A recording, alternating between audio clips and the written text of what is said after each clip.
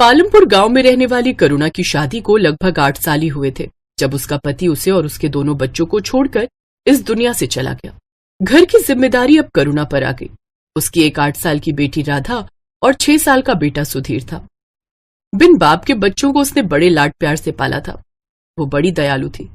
उससे जितना बन पाता उससे वो गरीबों को कुछ न कुछ दान पुण्य करती रहती थी।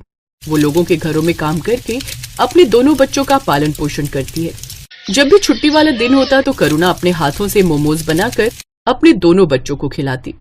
एक रोज, वाह माँ, ये मोमोज तो बड़े ही अच्छे हैं। सचमुच माँ, तुम्हारे हाथों में तो जादू है, जादू। मजा आ गया। माँ थोड़े और दो ना। हाँ हाँ, ये लो। मोमोज की खुशबू सूंघकर अब आस पड़ोस के और भी बच्चे वहाँ आ जाते हैं। काकी हमें भी दो ना मोमोज। हाँ काकी, हमें भी खाने हैं। अच्छा तो तुम दोनों यहाँ बैठ जाओ, मैं अभी तुम दोनों को मोमोज देती हूँ। करुणा ने उन दोनों बच्चों को भी मोमोज दिए। वो बच्चे भी स्वादिष्ट मोमोज खाकर बहुत खुश हुए। फिर राधा बोली, माँ आप तो अपनी मोमोज की दुकान ही खोल लो, देखना खूब बिक्री होगी, और थोड़ी दाम कम रखना तो देखना खूब सारे लोग आएंगे खाने।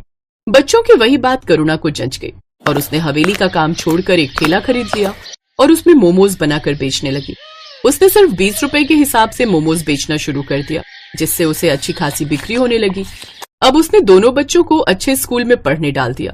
अब करुणा की मोमोज से अच्छी कमाई होने लगी। ऐसे ही वक्त गुजरा। करुणा बूढ़ी हो गई। राधा ने कॉलेज की पढ़ाई पूरी कर ली। अब वो शहर में एक अच्छी नौकरी पर लग गई।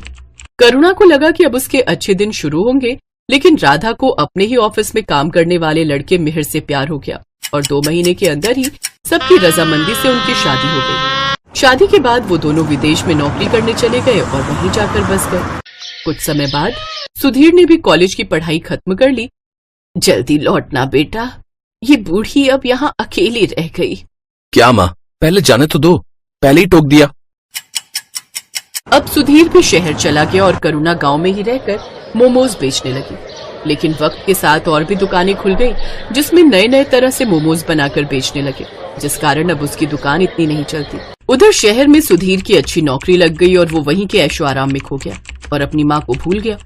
कुछ समय बाद उसने वहीं एक लड़की से शादी भी कर ली और उसके साथ वो वहीं बस गया। करुणा के दोनों बच्चे उससे दूर अपनी अलग दुनिया बसाकर बस गए।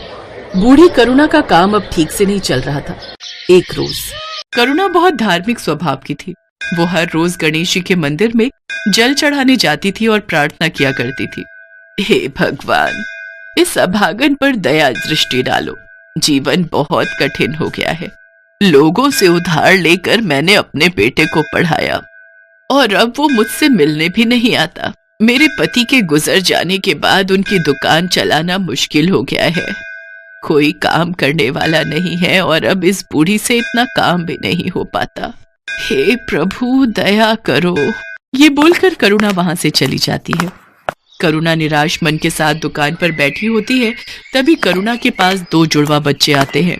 दोनों की उम्र 16 साल थी।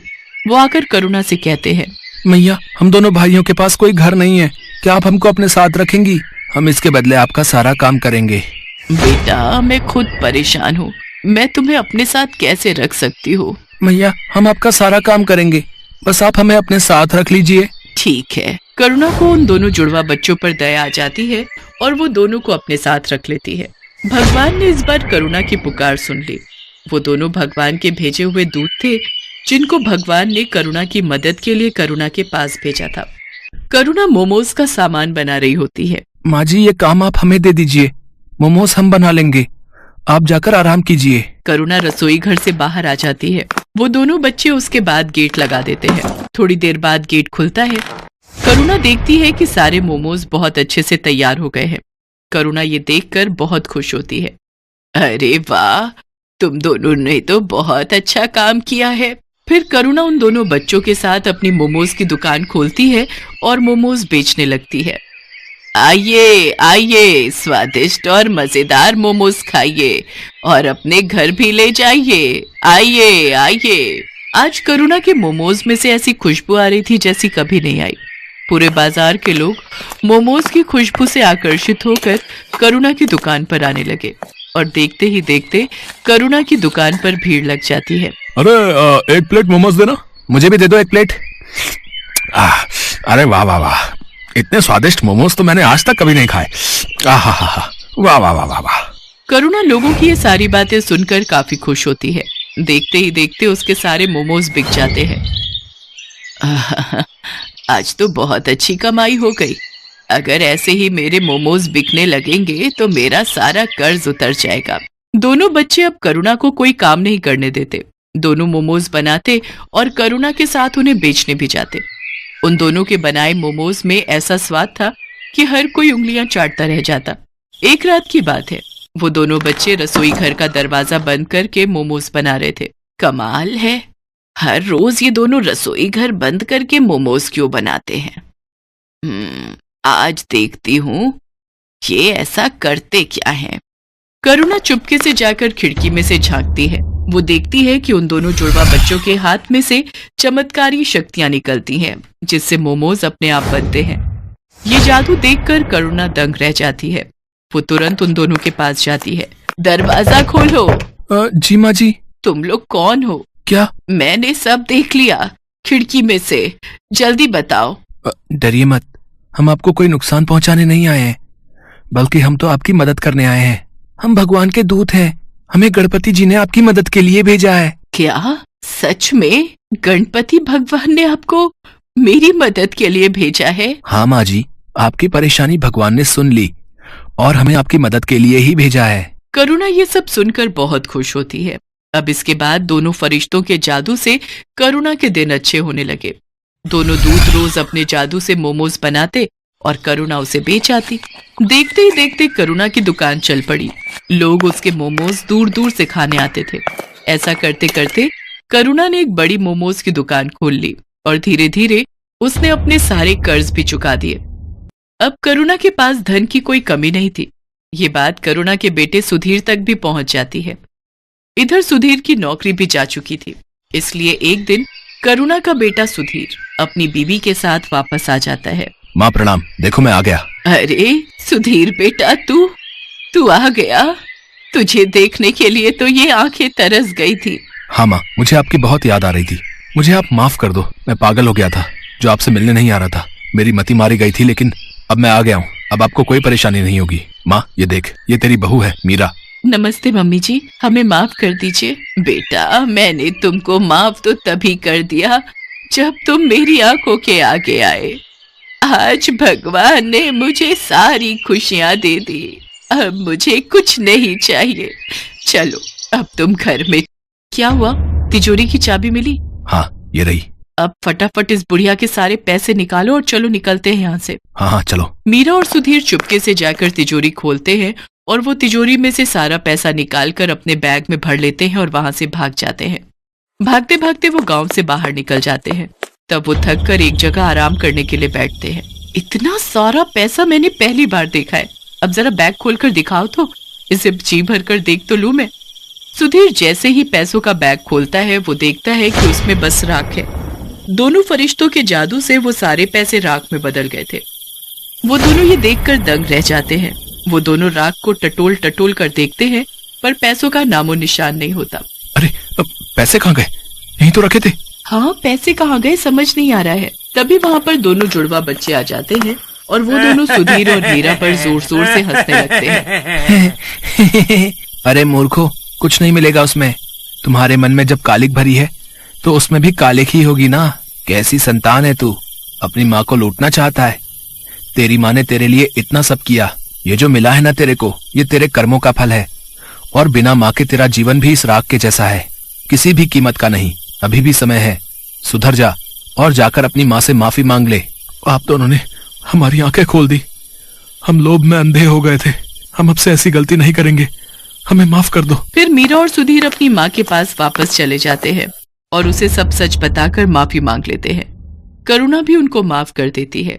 मैं तुम्हारा शुक्रिया कैसे करूं समझ नहीं आ रहा है। तुमने मेरी इतनी मदद की, इसके लिए धन्यवाद। अब मुझे सब कुछ मिल गया है, मेरा बेटा, मेरी बहू, सब। इसकी कोई जरूरत नहीं है माता, हमने कुछ नहीं किया। ये सब कुछ भगवान ने कराया है। अब आपका जीवन अच्छा हो गया है, तो अब हमारा भी यहां से जाने का समय आ गया है। अब आप हमें जाने की अनुमति दें। ये बोलकर दोनों वहां से चले जाते हैं। अब करुणा का जीवन बहुत खुशहाल हो गया था।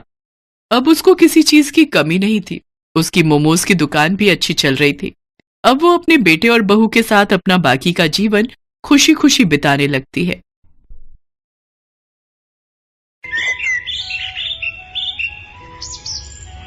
लक्ष्मी नाम की बूढ़ी औरत, जिसके चेहरे पर 70 की उम्र में झुर्रियां साफ दिखाई दे रही थीं, पर उत्साह ऐसा मानो 20 बरस की कोई युवा महिला।